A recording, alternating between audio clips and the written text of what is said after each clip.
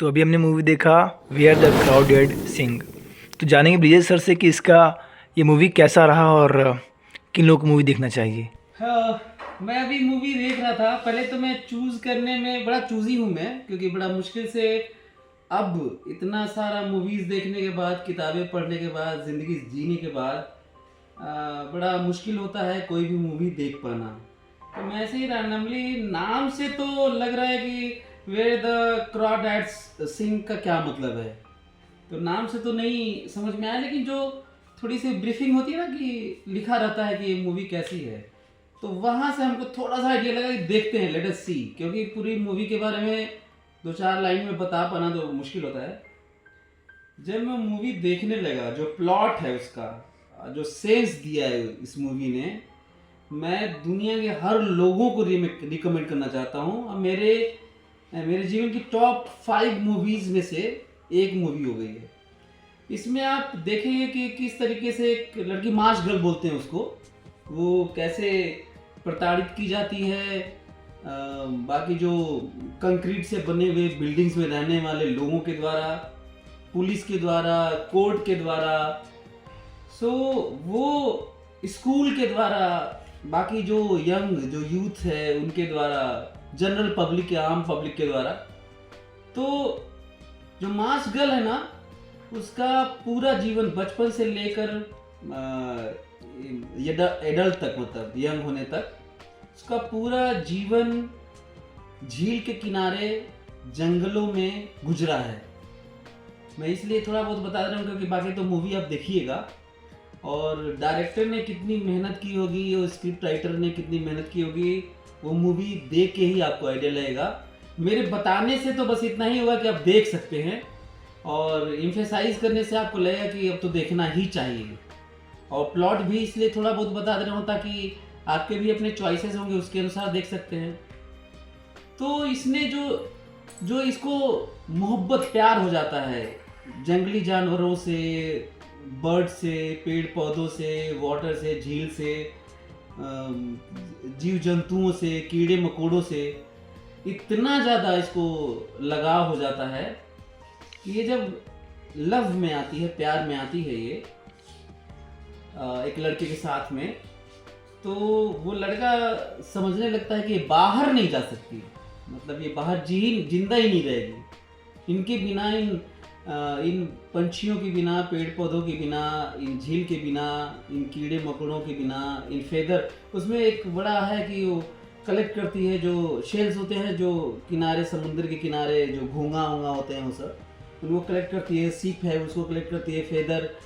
और वो बिना पढ़ाई किए, उसे वो लिखना भी नहीं जानती, पढ़ना भी नहीं जानती, लेकिन वो जब उसका जो उसका दोस्त है, जब उसको सिखा देता है पढ़ना लिखना, फिर वो किताबें पढ़ने लगती है और इस तरह के आर्ट फॉर्म बनाती है, इस तरह का सेंस डेवलप कर लेती है नेचर को लेकर, जो मैसेज है उसका। और हमको, मैं पूरे विश्वास के साथ कह सकता हूँ क्योंकि मैं गया भी हूँ इस तरह का, हाँ वैसा जिया नहीं हूँ, वैसे रहा नहीं हूँ, और मेरी जर्नी वहाँ पे नहीं रही है जंगलों के बीच में, लेकिन मैं दावे के साथ कह सकता हूँ कि ये रियल बेस्ड होगा ये स्टोरी शायद, और लोग रहते हैं, मतलब ऐसे लोगों को मैंने देखा, इसलिए रियल बेस्ड बोल रहा हूँ। तो वो लड़की फिर वो लड़की पेंटिंग और सब बनाती है और उनका डिटेल लिखती है, नेचर को इतना करीब से देखी है कि जो पहले से इंसाइक्लोपीडिया रहता है ना बायोलॉजी को लेकर, जली जंतुओं को लेकर, जंगली जंतुओं को लेकर, बर्ड्स को लेकर, वो जो पब्लिशर है ना वो दंग हो जाता है कि क्या बारीकियां हैं, मतलब लिविंग बींग्स की, और क्या अमेजिंग, मतलब अमेजिंग एडवेंचर, मतलब एडवेंचरस नेचर है, इतना विविधताओं से भरा हुआ। सो यदि आपको रियली में लाइफ का मीनिंग समझना है कि रियली लाइफ का मीनिंग है क्या, क्योंकि मरना सबको ही है, और किस तरीके से हम लोग जंगल को प्रोटेक्ट कर सकते हैं, कैसे हम समझ सकते हैं कि हर एक को जीने का अधिकार है। लास्ट में जाते जाते जो भी मैं देख पा रहा था, बीच में ये रिकॉर्डिंग शुरू हो गई अंत होने वाला है लगभग, अब नाम हम लिखता है, हॉलीवुड की मूवीज तो लगातार नाम चलते हैं। कुछ डायलॉग्स ऐसे हैं जो आपको हिला के रख देंगे, आप थर्रा उठेंगे, आप रोंगटे खड़े हो जाएंगे, मेरे तो ऐसे ही हुए। उसमें है कि आपको दुख हो सकता है कि कोई एक शिकारी छिपकली टिड्डे को झपट ली, मक्खी को झपट ली, आपको लग सकता है ये क्या, ओह आप बोल सकते हैं कि एक जीव को मार दिया गया। नेचर ऐसा ही है, ह्यूमन बीइंग तक ऐसे ही रहे हैं। सो नेचर में आपको यही मिलेगा। तो उसमें स्टेटमेंट है बड़ा अमेजिंग है, जिसको बोल रहा था कि थर्रा उठेंगे, वो है कि कभी कभी इस नेचर को बचाए रखने के लिए, इस नेचर का हिस्सा होने में शिकारी को भी मरना होता है। वो जो शिकार है उसको प्रोटेक्ट करने के लिए, उसको जिंदा रहने के लिए, आगे बढ़ने के लिए, इस तरह के आपको इसमें डायलॉग मिलेंगे कि बात शिकारी और शिकार की नहीं है, बात जनरेशन की है, बात इवोल्यूशन की है। उसमें हम सभी एक कड़ी हैं। अब ह्यूमन बीइंग ग्रांटेड ले लिया है, वो मान लिया है कि ये धरती हमारे लिए है, ये समुंदर नदियाँ झील सब हमारे लिए है। तो अब मान लिया तो अलग बात है, लेकिन और ये शायद रीज़न है इंटेलिजेंस का। तो हमें नहीं लगता है कि लोगों को ऐसे सोचना चाहिए।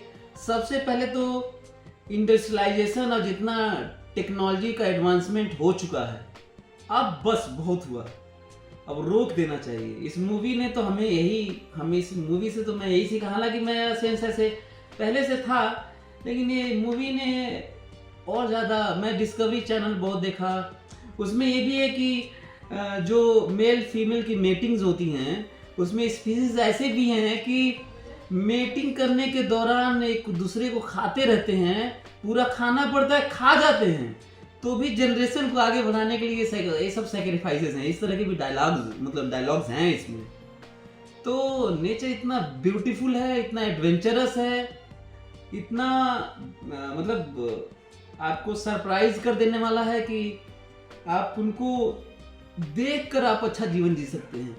मतलब कुत्तों की लाइफ कैसी है, जंगली लाइफ कैसी है, जलीय लाइफ कैसी है। तो यदि आपने ये नहीं जिया, आप कंक्रीट, जैसे मैं भी फिलहाल तो अभी ये सब कंक्रीट में ही हूँ अभी फिलहाल तो, लेकिन कोई अच्छा हमने नहीं बनाया है। ये हम लोग इसमें रेस में शामिल हो गए कि सोफ़ा बहुत अच्छा होना चाहिए, दरवाजे अच्छे होने चाहिए, एसी होना चाहिए। हमको तो नहीं लगता कि जो बहुत अच्छे जगह होंगे, जो ठंडे प्रदेशों के आदमी होंगे, उसी के लिए अडॉप्ट हो जाते हैं, अडेप्टेशन उनका फिर ऐसे ही हो जाता है। सो अडेप्टिबिलिटी के नाम पे यदि मैं कहूँ कि वो जो ऑक्सीजन से भरा हुआ जो हवा है पेड़ पौधों के बीच में है, वो उसकी जगह उसका सब्स्टिट्यूट एसी हो ही नहीं सकता। ये फैशन वाली चीज़ें, ये लाइट वाली ये सब चीज़ें हो ही नहीं सकती।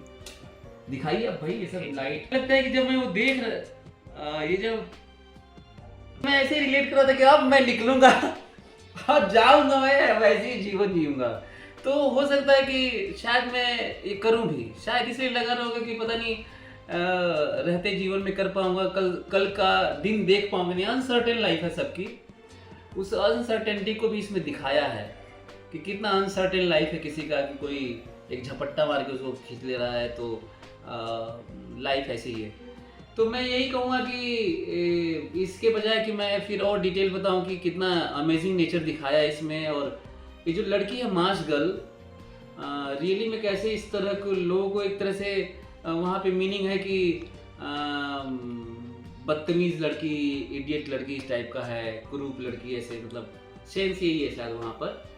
लेकिन वो रियली में सच तो यही है कि वो आप लड़की को देखेंगे, इतनी ब्यूटीफुल है, इतनी स्मार्ट है, इतनी प्रेमी है कि आपको एक और मैं ऐड कर दूं कि एंडिंग बताऊंगा नहीं, बस यही मान के चलिए कि आप टाइटैनिक को जैसे मूवी देख के, आप प्रेम कथाओं को देख के आपको एक्सपीरियंस हुआ होगा।